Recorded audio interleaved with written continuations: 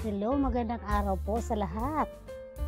Mga kaibigan, nandito po ako ngayon tumitingin ng aking patula sa taas.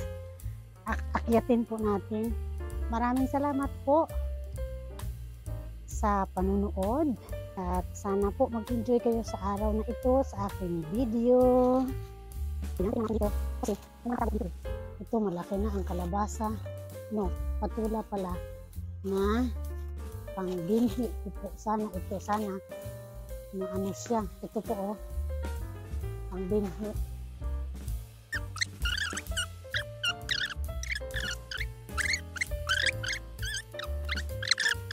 Hindi na sila mamamatay po kasi malamig na po dito ngayon, kaya unti-unti na po ito. Tingnan natin ito. Ayan. Ito malaki siya. Ito. Malaki siya. Parang ano siya doon sa init, sa taas. Kasi doon siya tumubo eh. Itong isa maliit pa. Ayan So baka hindi pa Tapos meron din dito yung isa. Ito, next week, tama yan. Next week. Tama. So, wala, ito na lang talaga ang iwan. Ayan. Yung next week, siguro, pwede na. Pwede yan,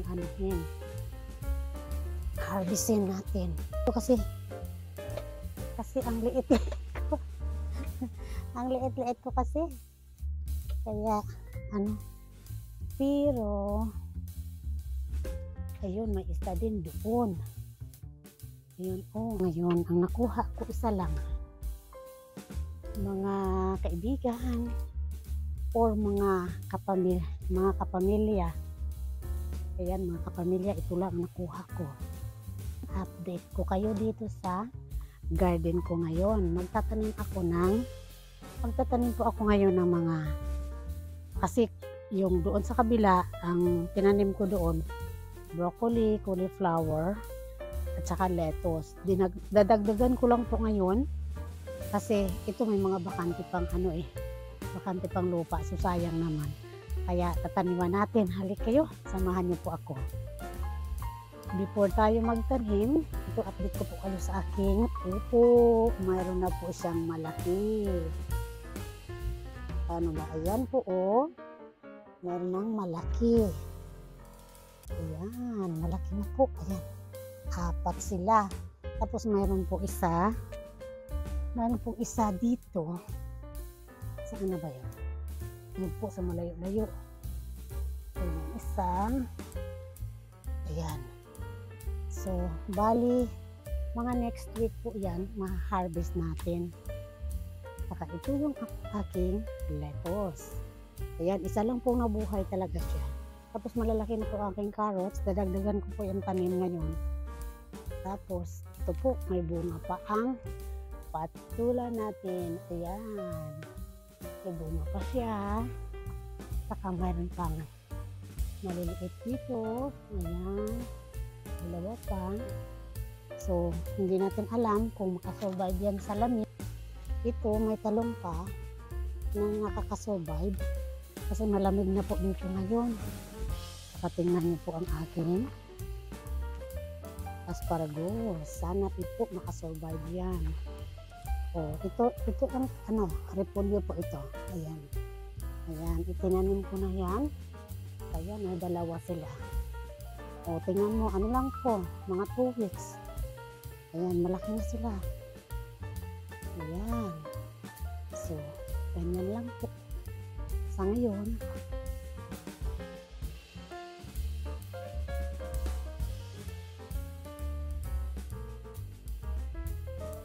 ito pa po, ito? Repolyo. Tapos, ito yung mani. Yan ang hindi ko po alam kung parang nag-aano na nga sila eh. Ayan malapit na pong naglalaya-laya na. Kasi po ito baka sa sobrang lamig. Kaya ayan Pero mayroon na po siyang unod. parang laman sa loob. Ito nga, malapit na siyang siguro mamamatay ito sa sobrang lamig. Pero yung iba, hindi pa naman. Ayan, anuhin natin. Pero sana mabibigyan ako ng mani. Yan po yung lettuce ko. Ayan. Siguro mga 2 weeks pa bago ma-harvest yan. Ayan. Yan po yung mga bagong tanim ko. Ayan, celery. Tapos, tingnan niyo po ang aking siling pansigang. Marami po siyang bunga. Marami po siyang bunga ngayon. Ayan. Tapos, ito po yung update ng aking malunggay. Ayan. Tapos, ito po, ay iwan ko na pa po dito. Kung pwede na ba to? Kasi parang pa. Ayan, malaki talaga siya. Hindi ko nga po alam kung pwede na ito eh. Hindi ako masyado marunong sa watermelon. Ayan, ganda na ng malunggay ko. Pero hindi ito makasurvive sa alam ko yon, sa lamig na mamamatay ito eh. Malalagas ba? Tapos ito na po yung aking mga broccoli po ito. Broccoli, ayan Ayan, di ba malalaki na sila? 2 weeks pa lang po ito. Ayan, mabilis silang lumaki. Ayan, ito to eh. Cauliflower. Ayan, cauliflower yan. Cauliflower. Saka ito. Saka yan. Ito naman, broccoli. Ayan, iba kasi. Malalaman mo talaga sa hugis ng dahon. Ito, broccoli. Pag hindi pa po kayo familiar sa mga dahon, mukhang parehas lang sila. Pero ako po familiar na, so alam ko talaga. Ayan. So, ayan po yung update ng aking garden sa ngayon. Tapos, ito po ang aking zucchini na mayroon pong bunga na 2, maliit. Tapos ito din po yung isa, mayroon din po, ayan. Sana makaani ako bago ang fruits or freeze na tinatawag. So, ayan, mag-harvest muna tayo ng okra. Parang na naman yung okra natin, Kasi hindi naman tayo nakapunta dito ng ilang araw dahil nga nagtatrabaho tayo ng maaga. At ay ito pwede pa. Malamig kasi sa umaga, kaya hindi na ako pumupunta dito.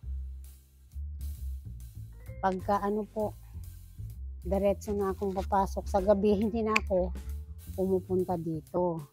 Pero, ay, matigas na. Sayang. Pero, iyaan mo na. Iano ko na lang dito sa baba. Ganon po talaga, magugulangan ka ng okra. Kasi ang okra, mabilis. Mabilis siyang So, mag-apat tayo na pangsama doon sa ating harvest na patola. Maluto lang naman bukas. May gulay tayo. At yung isa kong okra nandyan, ilipat ko lang ang camera. Ito, mayroon. Ay, mukhang matigas na din. Sayang. Matigas na. Hindi na pwede. Ayan. So, ibali, at least, mayroon pang ibang ay, ito may isa. So, may isa pa dito, mga kapamilya. Ito na. So, mayroon tayong 6 na okra. Ayan po. So, sige, dali, magtanim na tayo. Samahan niyo po ako.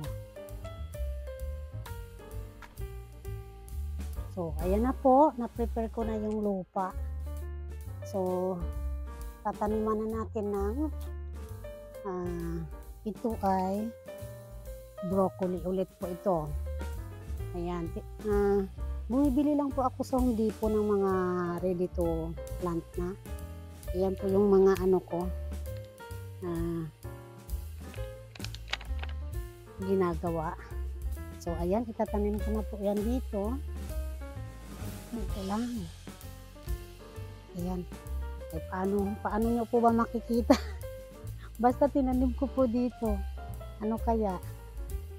Teka ha. Ano natin yung camera. Ito. Ganyan lang po to. Ayan. Ano natin. Sinisiksik ko lang po siya. Sila kasi planters lang po talaga eh. Ang natataniman ko dito. Ayan. So, mayroon ito. Ayan. Kasi ito.